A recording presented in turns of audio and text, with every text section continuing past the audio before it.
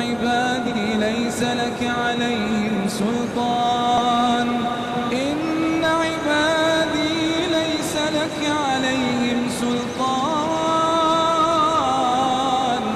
إن عبادي ليس لك عليهم سلطان وكفى بربك وكيلا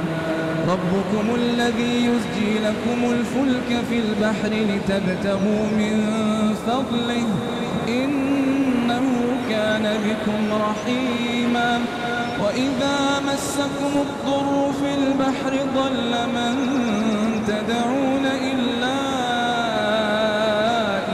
إياه فلما نجاكم إلى البر أعرضتم